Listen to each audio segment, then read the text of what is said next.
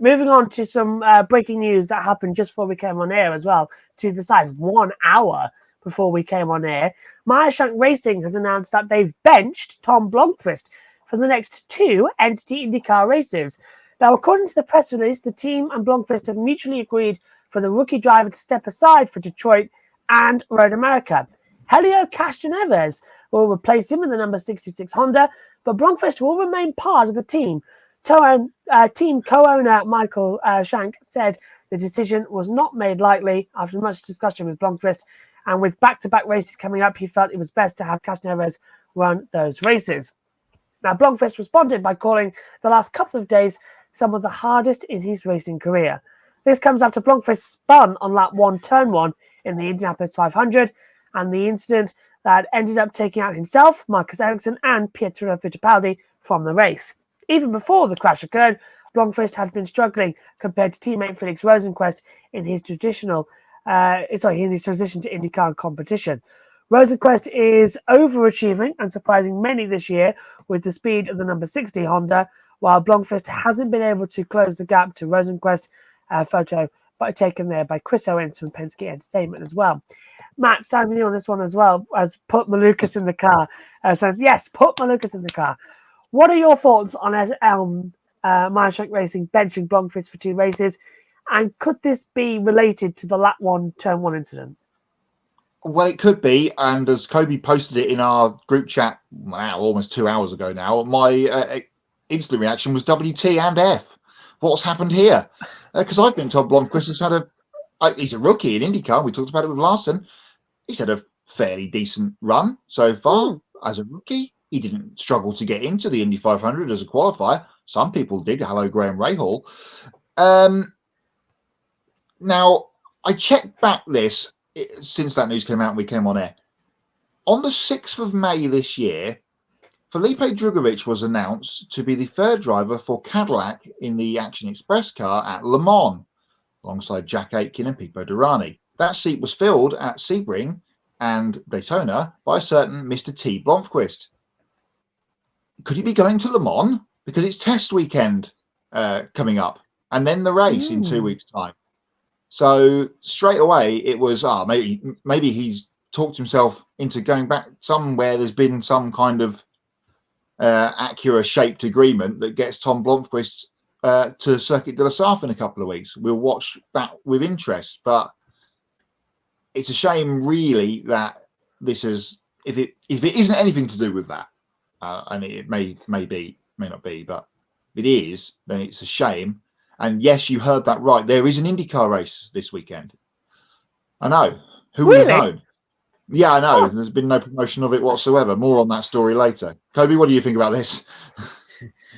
I said, well, I was really surprised to see this happen. I did not have this on my bingo card. I thought the script was already done for the show. And then here we come at the end of the business day. Bam, hot off the press that Tom Blomqvist had been benched for the next 2 races. And while you guys were talking about the other 2 stories, I was reading some more on this Blomqvist story. You know, Marshall Pruitt from Racer.com always has all the juicy nuggets and stuff. And and Marshall was basically saying, although the press release said that Blomqvist will remain a part of the team, that there's no indication that he's going to be able to return to Meyer Shank Racing and IndyCar this year. While it's announced as basically a 2-race suspension right now, if that's what you want to call it, or just sitting him aside after a tough start to his rookie season, that Blomqvist might have already competed in his last IndyCar race, which would be really crazy because we all know rookies need time to learn this series, not just an IndyCar, but any series. Rookies need time. But, Tom Blomqvist came to the IndyCar series with a lot of hype based on his, spectacular drives in sports car racing. A lot of people thought Blomqvist had the potential to become a star in the IndyCar series, but he's really had a difficult start to his IndyCar career. So I guess when you add that into the lap 1, turn 1 incident, I guess Meyer Shank Racing felt like something had to be done here because nobody wants to crash out lap 1, turn 1 of the greatest spectacle in racing.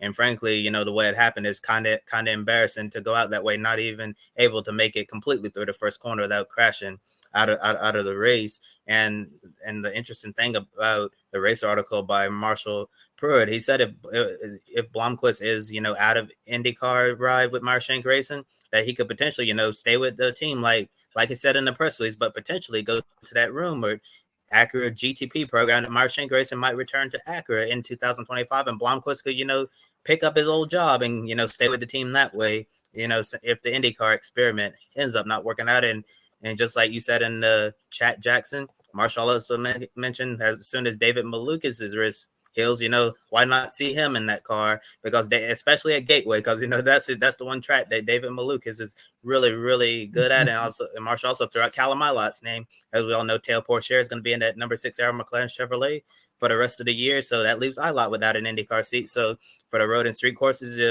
if Blomqvist's not returning, Callum Ilot would certainly be towards the top of the list there. This is just a really, bizarre story that's come out at the end of the work day, and Helio Castroneves didn't expect to see him picking up 2 additional IndyCar starts, but here we are now going to catch up on some comments in the chat room.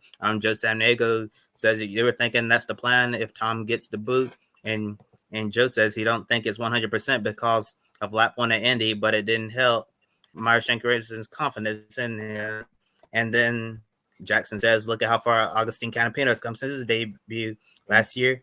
Give him time. Yeah, Jackson, I totally agree with that. I think Tom Blomqvist is a really good race car driver, and I think Meyer Shank Racing needs to give him time. Allow him some time to grow. But unfortunately, as we see in racing, you're not always given time, especially when you look and see how well Felix Rosenqvist is running. And I guess the team, felt like they had to do this, given the tough start, and then lap 1, turn 1 crash, and then got another comment here from behind the mic. Hello, Matthew. Hope you're doing well tonight. You say the first lap crash was so sad, and if for any other reason, because it felt so obvious that there was going to be a first lap crash after a long delay. A shame he couldn't get through the first lap. Josh, what do you think of this situation? How's Sam and Pagano doing? I saw him on the pit wall at the 500. Is he any better?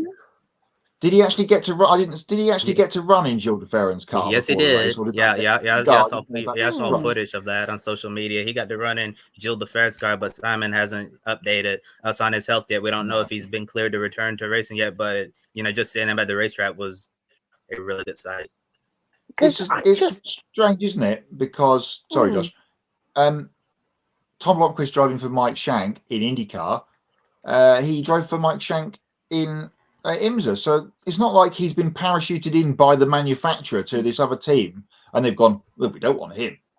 They know this guy, they've been working with him for years, so if they know his ability and what he's like to work with, and etc.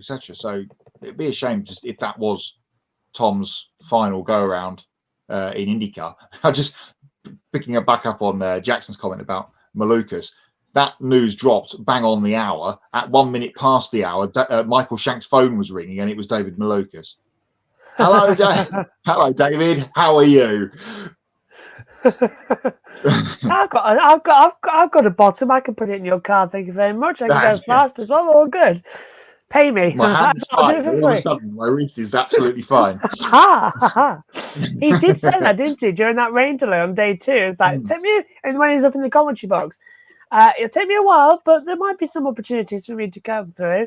But it is fine. And didn't he say that that could be an option, actually, to think about it, for having Malukas coming into it. I'm just thinking they've put Helio in for Detroit. Yeah, by the way, Detroit's this weekend. Big update, Detroit this weekend. And then they've put him in for Road America. The one after Road America is Mid-Ohio, isn't it? Yeah, that's Mid-Ohio as 3 races time. So that's a home race for Shank too. Just thinking, is it like if this is just me hypothesizing here, if it's possible, and if Simon's been cleared, are they planning like the best return? Exactly. But like, is that a go? I would be up for it, but I'd rather him prioritize his fitness. But then again, he has been doing so much to keep and get back into being fit throughout the off season as well. So that could be something. Keep an eye on it. But yeah, the common sense would be to be Ilott or Malukas, wouldn't it? But it'd be a bit ironic if Malukas got in after losing his seat at McLaren, because then who had the worst seat? Yeah, look at that. Yes, Detroit this weekend at noon on USA with 2-time defending Indy 500 with Josef Newgarden heading the field as well. Oh dear.